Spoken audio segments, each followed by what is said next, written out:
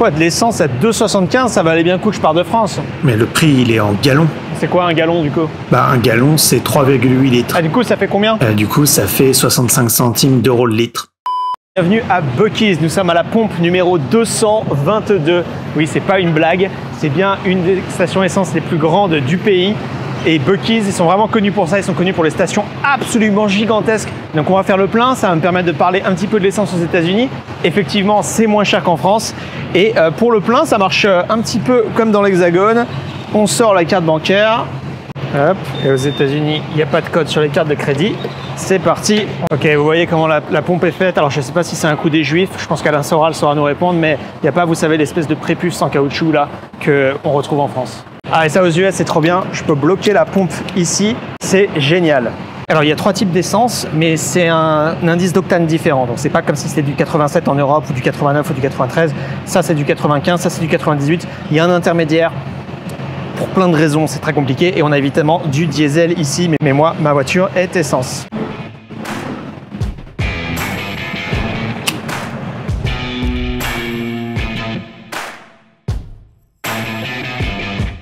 Buc-ee's est vraiment une institution au Texas.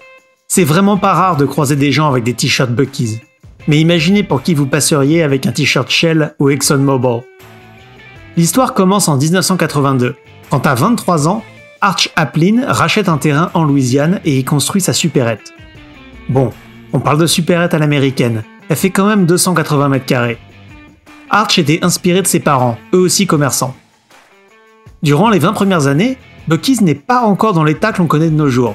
Ça reste une chaîne assez locale et de petite surface. Pour son expansion, Applin s'est associé à Don Waysock, lui aussi propriétaire de supérettes locales. D'ailleurs, ils sont encore les 2 seuls propriétaires de l'entreprise avec 50% chacun.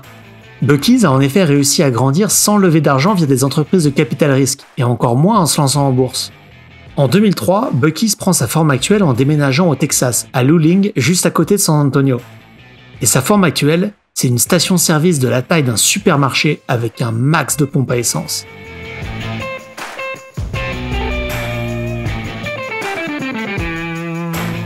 Chez Buc-ee's, on retrouve de tout, vraiment de tout. Du matériel de chasse, on va y revenir, du matos de camping, et puis bien entendu de la nourriture pour les voyages qui se conserve bien, comme des noix en tout genre. Il y a aussi de l'alcool, et puis on va le voir, plein de produits frais, ce qui les différencie de beaucoup de stations-service qui auront au mieux un micro-ondes. Mais d'abord, arrêtons-nous à un rayon très spécial typiquement américain, le beef jerky. Vous voyez vraiment ce mur incroyable avec plein de flavors, j'allais dire, plein de goûts différents. On a avec du poivre, mais fumé avec du mesquite. On a du poivre normal. On a du steakhouse. On a avec de l'ail. Avec de l'ail, mais un goût différent. On a du sans sucre. On a du teriyaki. On a du Korean barbecue. Il y a du bois de cerisier, mais c'est n'importe quoi. Il y a des goûts dans tous les sens. C'est vraiment ici que ça se passe pour les amateurs de bœuf séché.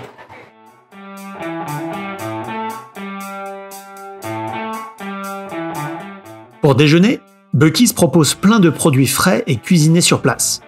Mais si vous êtes de passage au Texas, il faudra bien entendu tester le brisket de bœuf, fumé sur place. Et je suis pas en train de vous dire que ce sera la meilleure poitrine fumée que vous aurez de votre vie, certainement pas au Texas. Mais pour 5 $, attrapé entre 2 pleins de road trip, c'est vraiment très bon, je vous le recommande.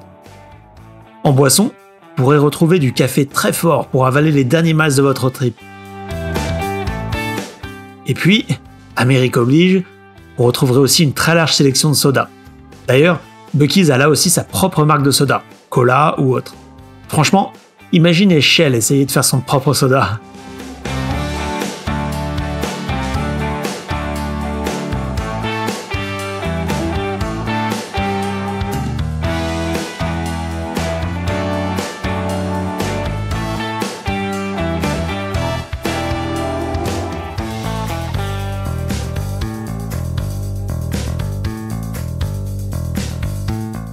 Les stations Buc-ee's font vraiment la taille d'un supermarché.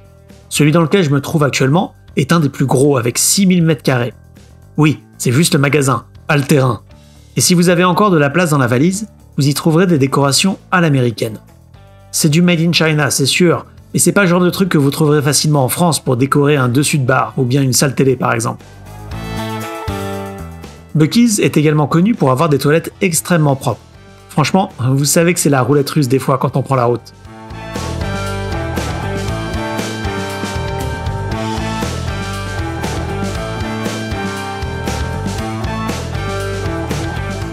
La chaîne est également connue pour payer ses employés extrêmement bien.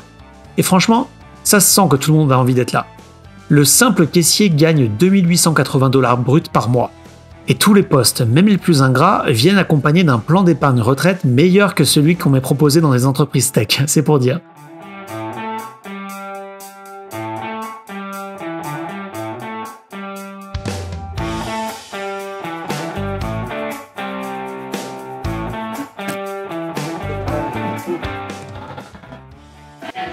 Il y a plein de trucs ici. Ah, il y a hunting stuff over there, on va voir à quoi ça ressemble.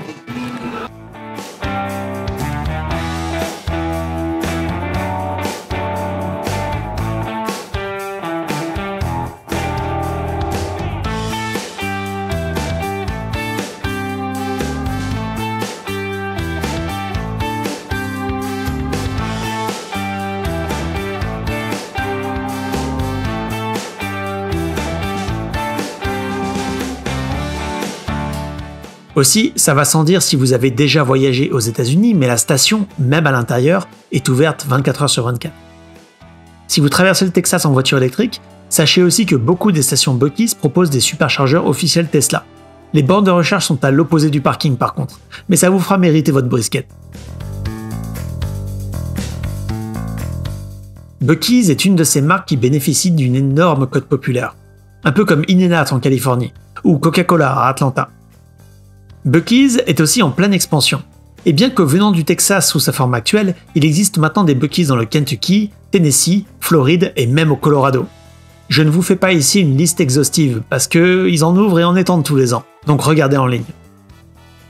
Par exemple, là, pour cette vidéo, j'ai dû prendre la voiture pendant 1h30, mais l'année prochaine, un Buc-ee's va ouvrir à 30 minutes de chez moi. Enfin! Et croyez-moi que tout le monde dans ma ville a vraiment hâte. Bon, à part les mecs qui habitent juste à côté. Ces vidéos réclament beaucoup de temps et de préparation, mais ce sont celles que je préfère faire. Ce sont malheureusement aussi celles qui ont tendance à faire le moins de vues. Alors je compte sur vous pour la partager si vous l'avez appréciée.